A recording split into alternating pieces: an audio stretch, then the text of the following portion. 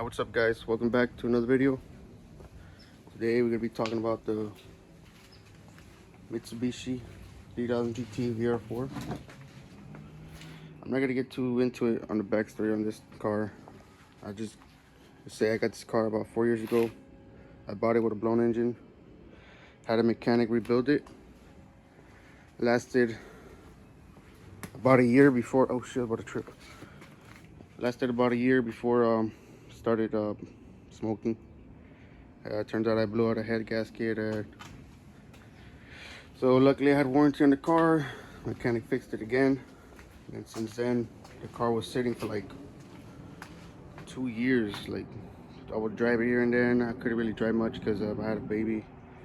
I was driving my other car. I had another 3000 GT. It was a black one. I can put up a picture of that right now. Oh, yeah, I wrecked the car. Gave it to my cousin. He fixed it. And then when I wrecked that one, I got the Evo. So I had this one before the Evo. And yeah. So just recently I started rebuilding this one. This car, I rebuilt it. I didn't have the mechanic anymore. I was tired of dealing with that guy, so I figured I'd do it myself. I rebuilt it. It ran good. Lasted about 2 weeks till I blew it up. But when I rebuilt this thing, it was so much shit wrong with it. The turbos were shot out. The pressure regulator was shot out. The fuel filter was dirty as fuck. The clutch was bad too, obviously. I mean, old car. And but when I rebuilt it, I changed the turbos. I changed head gaskets, obviously. I changed everything on this car. Everything that needed to be changed. Clutch too. The only thing I need now is a new transmission. When I was changing the turbos, I ordered some VR4 ones. That's what things got a little tricky. These turbos are not for a VR4. The hot side are not for a VR4. These turbos are for a Subaru WRX. Front and back. I found out through Facebook that these are custom-made headers that fit. That have flanges for a Subaru turbos.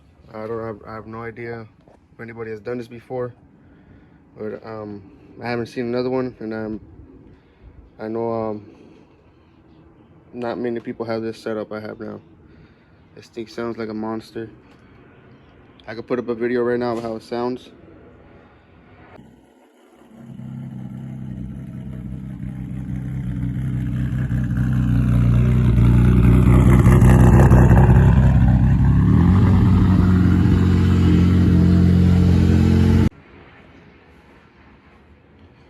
That video was right between the week. It was on the week that it blew up. And yeah, I knew it blew up because it had major rod knock. It's changing. What is it? Oh. Yeah, this thing it has rod knock for sure. This thing is loud as fuck when you turn it over. I gotta get a bicycle for this thing. Like I was saying, so the car, while it was sitting, I drove it here and there again, and I was still smoking. So I figured, you know what, I'll change the head gaskets. The mechanic probably didn't torque them right and all that stuff, you know. And while I decided to change the head gaskets, well, I figured it was just gonna be the head gaskets. It was just everything was good. Motor, you could tell, ran strong, but it was just still smoking. So I was like, fuck it, I'll do it myself. Change the head gaskets. And when I decided to do that, I figured I'd change the turbos. I fucking add new fuel lines. See the fuel lines there. Add a catch can. Change up the intercooler piping. I sent to go get power coated. I added some switches for the fans. All that, and I changed I deleted the ABS too. I did all that good stuff that usually VR4 owners do to reduce the weight See the manifold right here, intake manifold there. I added these switches right there for the fans. It was good. Like I said, this ABS delete. I did the AC delete. Changed the timing belt, made it smaller. Deleted that. AC usually sits in there. Some more space now. I do want to do a battery location because I'm gonna take this thing off again. Take it out. When I rebuilt this, put all the extra stuff, I did not change the pistons. The main thing that I'm mad about is that I did not check compression on either one of the cylinders. So that's probably why I blew this shit up, because I changed everything else. I changed the top end, springs and all that stuff, but I did not change the bottom. I figured it'd be alright, but as you can tell, I wasn't. It only lasted 2 weeks. But yeah, that's gonna be the build series on this. I have touched it. I only took out the main stuff, the easy stuff, the top piping, the manifold, and that's it. It looks like a lot, but it's not much. It's just like a couple of bolts. But yeah, I mean, I will show you guys how to do this stuff. It's not hard. You guys are gonna be with me while I'm learning about the pistons and all that. But it's I think we'll be all right. And the exterior wise, this car did not look like this. It was orange before, it had white rims. Kind of looked like shit. I didn't really like it. I mean, I thought it was cool back then, but I changed it up. I changed the mirrors. I put the wing on there. Put the little e-bake lip, fucking broke. But yeah, it is a 1992. When I got the car, it was already converted to a 99. And yeah, I love this look. It looks badass. I am kind of falling in love with the 92 look now, the pop-ups, but I'm not gonna switch back to it. It's not the time for that right now. I'd rather rebuild the engine, get this thing running again. Interior wise, you guys seen it. Has the steering wheels, the seats. The seats, I made them fit. I didn't have the bracket for it, so I custom made some brackets, cut them, shortened them out, welded it here. And yeah, that's the interior. I mean, the only thing bad about the interior is a cracked dash. Look at that. All bad. It's way worse. It gets worse over there. So my cousin found that cover on the junkyard.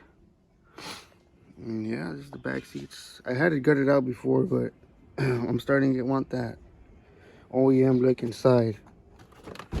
I got all my cousin got all my trunk interior for me. All this shit was all gutted out, and he got the majority of the parts for me. So shout out to that guy, Kevin. You know who you are. And yeah, I mean, he is here to see what I'm gonna do to this thing. Get aftermarket pistons for this one for sure, not for the Evo, but for this one. And hopefully we get this thing running pretty soon. Shouldn't take too long. I did it once already, but yeah. The rims.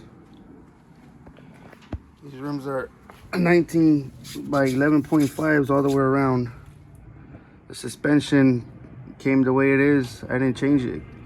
The fitment does not rub. You guys always asking me, does it rub? It does not rub. It's like this close off the fender. It still doesn't rub. So I figured it was not broke. I'm not gonna fix it. The suspension, I think the guy previously owned it, cut the suspension. Alright guys, sorry about that. My brother's camera died. But yeah, like I was saying, the suspension, I had the car with it, I mean, the way it is now, that's the way I got it. The guy cut the front and the back, it's a smaller coilover. And yeah, look at that. It's a little bouncy, but yeah, man, it's smooth overall. I mean, I guess I don't really drive fast with this thing unless I have to, you know. But yeah, if you guys really want to know about the fitment on these tires, I'll be more than happy to tell you guys what I run. I don't mind. I don't care sharing my fitment with you guys. I know a lot of people are really discreet about it because I understand they work hard to get the fitment they want to be unique, but I don't really care for it. But yeah, that's the VR4.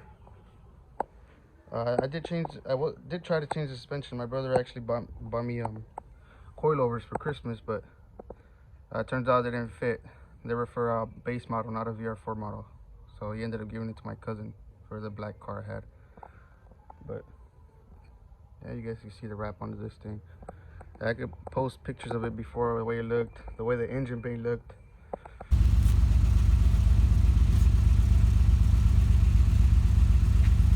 Fuck. That.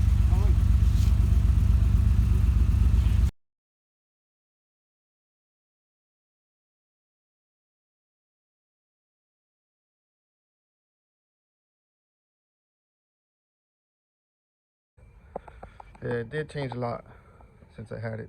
So like I said, I just recently started working on it again, and I'm hoping I can get it ready running by the end of the year. And that's me being optimistic. So we'll see. We'll see what happens. I hope just everything goes smoothly in terms of like the taking the engine out, financially obviously, and yeah, I mean, I don't know what else to say about this car, but you guys get to see. Gotta get more into detail on the wiring, not the wiring, but the fuel lines and ABS delete and all that if you guys really want it. It's not hard, it's easy. So, oh, and this is the oil cooler right there. Replace the, because that used to be in the front, put it on the side. But yeah, I hope you guys enjoyed this video. The next video will be on the GTO, and we'll go from there, guys. See you guys on the other one.